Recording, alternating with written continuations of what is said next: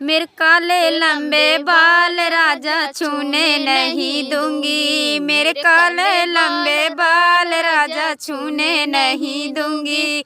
पानी पे पानी दूंगी पर पीने नहीं दूंगी, पानी पे पानी दूंगी पर पीने नहीं दूंगी। बोतल के दूंगी मार राजा पीने नहीं दूंगी, बोतल के दूंगी मार राजा पीने नहीं दूंगी।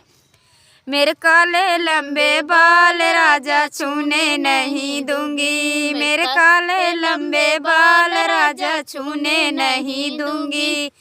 खाना पे खाना दूंगी पर खाने नहीं दूंगी, खाने पे खाना दूंगी पर खाने नहीं दूंगी। चम्मच के दूंगी मार राजा खाने नहीं दूंगी, चम्मच के दूंगी मार राजा खाने नहीं दूंगी।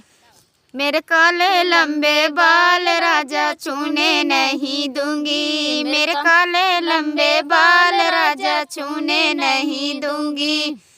सेज पे सेज सजाऊंगी पर सोने नहीं दूंगी, सेज पे सेज सजाऊंगी पर सोने नहीं दूंगी।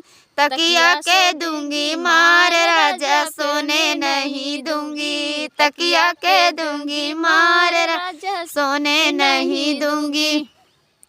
केसरिया लंबे बाल राजा छूने नहीं दूंगी, मेरे काले लंबे बाल राजा छूने नहीं दूंगी, मेरे काले लंबे बाल राजा छूने नहीं दूंगी।